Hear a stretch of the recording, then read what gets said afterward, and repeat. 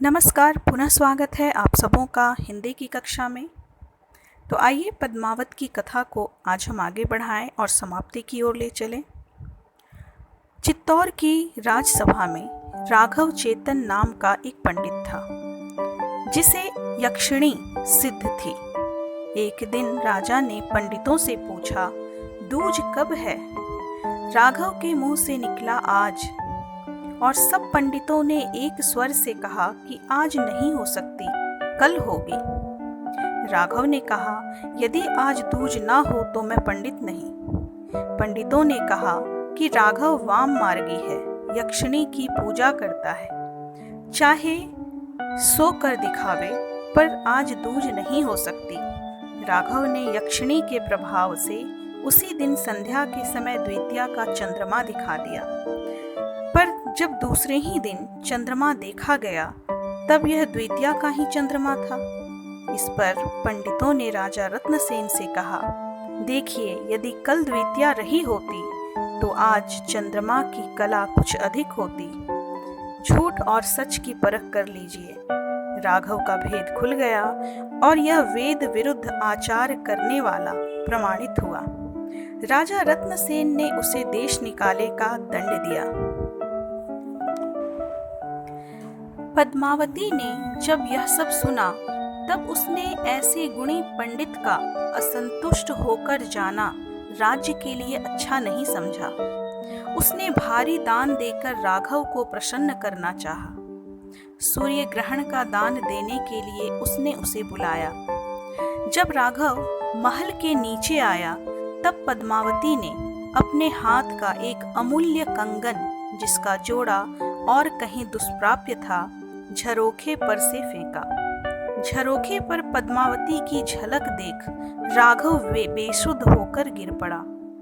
जब उसे चेत हुआ तब उसने सोचा कि अब यह कंगन लेकर बादशाह के पास दिल्ली चलूं और पद्मिनी के रूप का उसके सामने वर्णन करूं। वह लंपट है, तुरंत चित्तौड़ पर चढ़ाई करेगा और इसके जोड़ का दूसरा कंगन भी मुझे इनाम में देगा। यदि ऐसा हुआ तो राजा से मैं बदला भी ले लूंगा और सुख से जीवन भी बिताऊंगा। यह सोचकर राघव दिल्ली पहुंचा और वहां बादशाह अलाउद्दीन को कंगन दिखाकर उसने पद्मिनी के रूप का वर्णन किया। अलाउद्दीन ने बड़े आदर से उसे अपने यहाँ रखा और सरजा नामक एक दूत के हाथ एक पत्र रत्नसेन के पास भेजा कि पद्मिनी को तुरंत भेज दो, बदले में और जितना राज्य चाहे ले लो। पत्र पाते ही राजा रत्नसेन क्रोध से लाल हो गए और बिगड़कर दूत को वापस कर दिया। अलाउद्दीन ने चित्तौड़गढ़ पर चढ़ाई कर दी। 8 वर्ष तक मुसलमान चित्तौड़ को घेरे रहे और घोर युद्ध होता रहा, परंतु गढ़ न टूट सका। इसी बीच जिसमें हरेव लोगों के फिर से चढ़ आने का समाचार लिखा था। बादशाह ने जब यह देखा कि गढ़ टूटने वाला नहीं, तब उसने कपट की एक चाल सोची। उसने रत्नसेन के पास संधि का एक प्रस्ताव भेजा और यह कहलाया कि मुझे पद्मिनी नहीं चाहिए। समुद्र से जो 5 अमूल्य वस्तुएं तुम्हें मिली हैं, उन्हें देकर मेल कर लो। राजा ने स्वीकार कर लिया और बादशाह को चित्तौड़गढ़ के भीतर ले जाकर बड़ी धूमधाम से उनको दावत दी। गोरा बादल नामक विश्वास पात्र सरदारों ने राजा को बहुत समझाया कि वे विश्वास ना करें, विश्वास करना कठिन है, परंतु राजा ने ध्यान न दिया। वे दोनों वीर नीतिज्ञ सरदार रूठकर अपने घर चले गए। कई दिनों तक बादशाह की मेहमानदारी होती रही।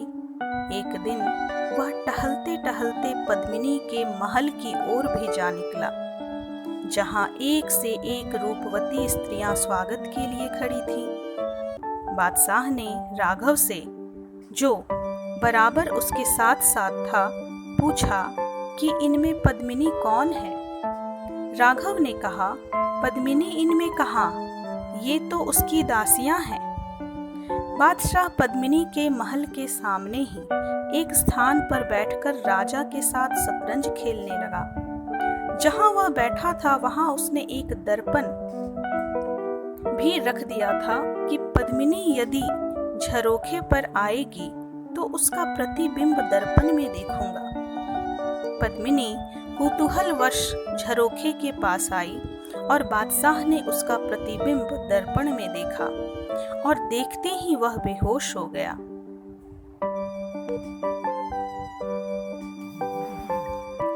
अंत में बादशाह ने राजा से विदा मांगी। राजा उसे पहुंचाने के लिए साथ साथ चला।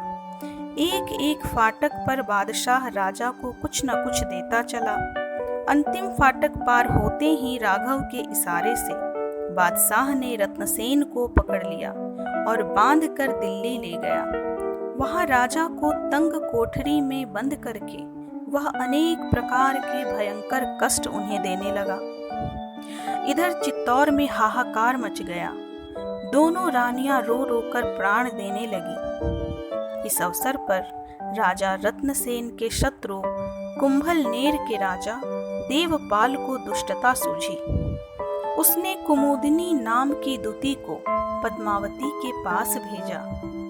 पहले तो पद्मिनी अपने मायके की स्त्री सुनकर बड़े प्रेम से मिली और उससे अपना दुख कहने लगी, पर जब धीरे धीरे उसका भेद खुला तब उसने उचित दंड देकर उसे निकलवा दिया। इसके पीछे अलाउद्दीन ने भी जोगिन के वेश में एक दूती इस आशा से भेजी कि वह रत्नसेन से भेंट कराने के बहाने पद्मिनी को जोगिन बनाकर अपने साथ दिल्ली लाएगी, पर उसकी भी दाल ना गली। अंत में पद्मिनी गोरा और बादल के घर गई और उन दोनों क्षत्रिय वीरों के सामने अपना दुख रोकर उसने उनसे राजा को छुड़ाने की प्रार्थना की। दोनों ने राजा को छुड़ाने की दृढ़ प्रतिज्ञा की और रानी को बहुत धीरज बंधाया। दोनों ने सोचा कि जिस प्रकार मुसलमानों ने धोखा दिया है उसी प्रकार उसके साथ भी चाल चलनी चाहिए। उन्होंने 1600 ढकी पालकियों के भीतर सशस्त्र राजपूत सरदारों को बिठाया और जो सबसे उत्तम और बहुमूल्य पालकी थी उसके भीतर औजार के साथ एक लोहार को बिठाया। इस प्रकार से वे यह प्रसिद्ध करके चले कि 1600 दासियों के सहित पद्मिनी दिल्ली जा रही है।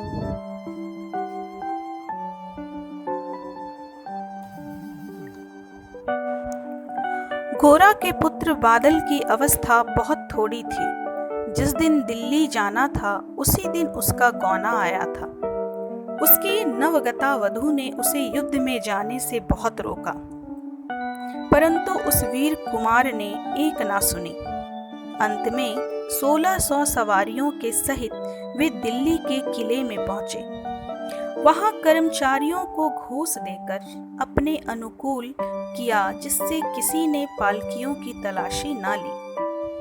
बादशाह के यहाँ खबर गई कि पद्मिनी आई है और कहती है कि राजा से मिल लूं और उन्हें चित्तौर के खजाने की कुंजी सुपुर्द कर दूं, तब महल में जाऊं।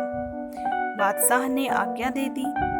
वह सजी हुई पालकी वहां पहुंचाई गई जहां राजा रत्नसेन कैद था।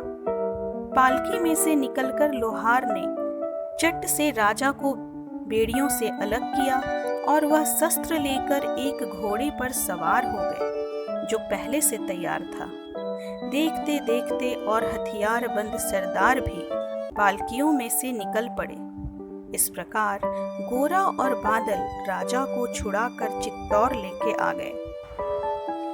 बादशाह ने जब सुना तब अपनी सेना सहित पीछा किया। गोरा बादल ने जब शाही फौज पीछे आते देखी तब 1000 सैनिकों को लेकर गोरा तो शाही फौज को रोकने के लिए डट गया और बादल राजा रत्नसेन को लेकर चित्तौर की ओर बढ़ा। वृद्ध वीर गोरा बड़ी वीरता से लड़कर हजारों को मारकर अंत में सरजा के हाथ से मारा गया। इस बीच में राजा रत्नसेन चित्तौर पहुंच गया। पहुंचते ही उसी दिन रात को पद्मिनी के मुंह से रत्नसेन ने जब देवपाल की दुष्टता का हाल सुना, तब उसने उसे बांध लाने की प्रतिज्ञा की। सवेरा होते ही रत्नसेन ने कुंभलनेर पर चढ़ाई कर दी। रत्नसेन और देवपाल के बीच द्वंद्व युद्ध हुआ। देवपाल की सांग रत्नसेन की नाभि में घुसकर उस पार निकल गई। देवपाल सांग मारकर लौटना ही चाहता था कि रत्नसेन ने उसे जा पकड़ा और उसका सिर काटकर उसके हाथ पैर बांधे। इस प्रकार अपनी प्रतिज्ञा पूरी कर और चित्तौड़गढ़ की रक्षा का भार बादल को सौंप रत्नसेन ने शरीर त्याग दिया। राजा के शव को लेकर पद्मावती और नागमती दोनों रानियां सती हो गईं। इतने में शाही सेना चित्तौड़गढ़ पर पहुंची। बादशाह ने पद्मिनी के सती होने का समाचार सुना। बादल ने प्राण रहते गढ़ की रक्षा। अंत में वह फाटक की लड़ाई में मारा गया और चित्तौड़गढ़ पर मुसलमानों का अधिकार हो गया। तो पद्मावत की कथा यहीं समाप्त होती है। आपको कथा समझ में आई होगी। धन्यवाद।